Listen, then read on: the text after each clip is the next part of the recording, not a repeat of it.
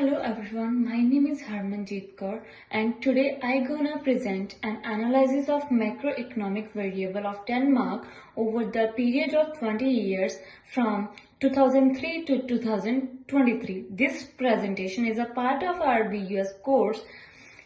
BUS course will cover four main areas: employment, inflation and GDP and economic growth. Moving further. Let's talk about Denmark first. Denmark is a small but highlighted developed country located in northern face of Europe. It is globally recognized for its strong welfare system and leadership in wind energy technology. With the population of 5.9 million, Denmark's economy had a GDP of approximately 420 billion USD in 2023. Its top exports include pharmaceuticals, machineries, renewable technologies, while petroleum and another electronic energy are among main importers for these importers. The country's potential GDP is estimated to be around 430 billion USD and its economy is targeted by Hyven and its economy is largely driven by high volume industries. Turning to Denmark point, Denmark domain employment force grew from 2.9 million in 2003 to 3.2 million in 2023, reflecting a steady increase. In 2023, the employment rate for individuals aged 15 to 64 stood at 76.8%, which is one of the highest in EU. Dominant sectors are public administration, education, healthcare, and pharmaceuticals and renewables. A unique feature is that high-skilled jobs dominate, especially in cities where they may have a 60% of workforce. However, Denmark has seen a decline in youth performance and participation in labor market, especially among those aged from 15 to 25, which could pose a future challenge to make future assumptions.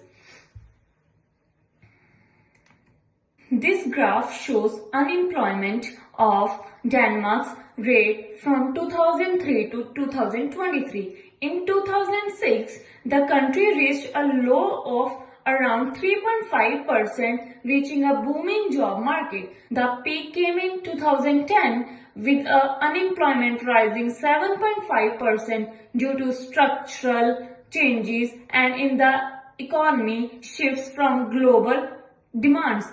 Since then, the rate has stabilized and declined gradually, reaching 5.14% in 2023. What is noticeable in the impact of youth employment and the emergence of labor shortages in skilled jobs, due to which aging people reducing vocational training processes and enrollment in vocational trainings. Looking at this graph, you can see how inflation in Denmark fluctuated between 2003 to 2023.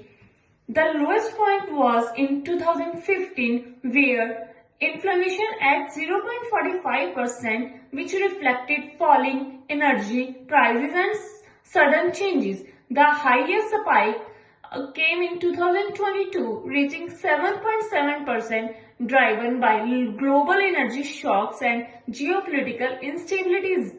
Denmark does not set a national inflation target like some other countries.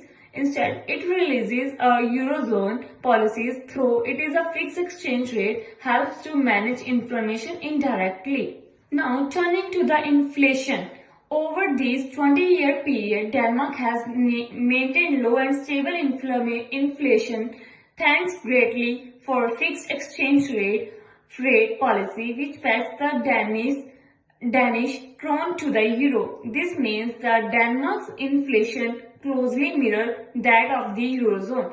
The Danish National Bank is responsible for maintaining price stability and inflation in measuring using CPIs and all other indexes.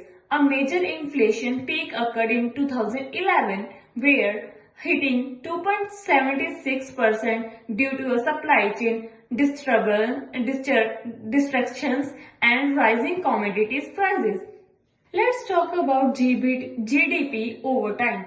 Over the time, GDP of Denmark in 2011, GDP grew from 2.76% fueled by pharmaceuticals exporters, renewable energies and investment consumer spending. That would be a very effective for that time. However, in 2012, the economy saw a contraction of negative 0.36%, largely due to a slowdown in consumer activity and a drop in exports.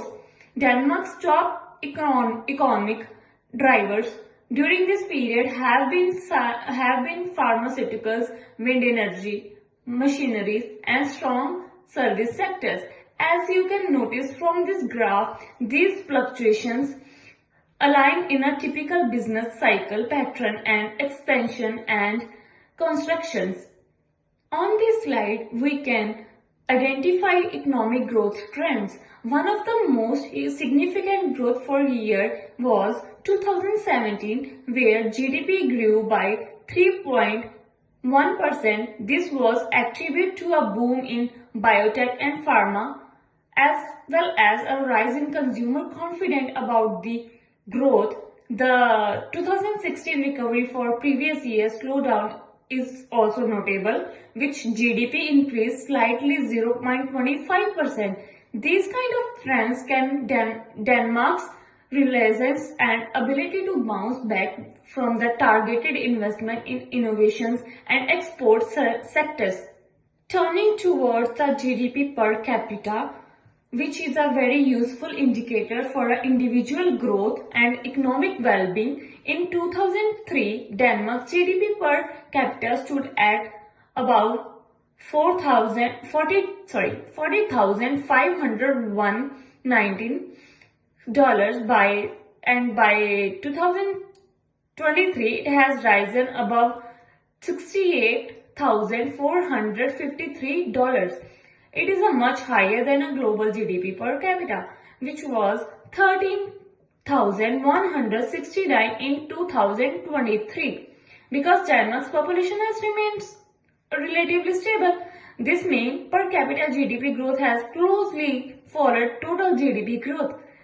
This increase points to a higher standard of living and good economic growth. This would higher all the benefits for the senior citizens and Denmark's economic growth. Let's turning to the conclusion of Denmark's landscape over two decades of 2003 to 2023 that marked by stability, high-skilled employment and silent growth. The fixed exchange rate helps to keep the things inflation low, while investment in green energy and biotech has risen GDP growth. Unique issues like the decline in youth participation, youth interest are worth noting for future policies, which for policies planning. Overall, Denmark's example show how targeted markets, targeted sector strengthen the macroeconomic discipline can lead to sustainable economic performance over the time. Thank you for listening. Hope you will like this.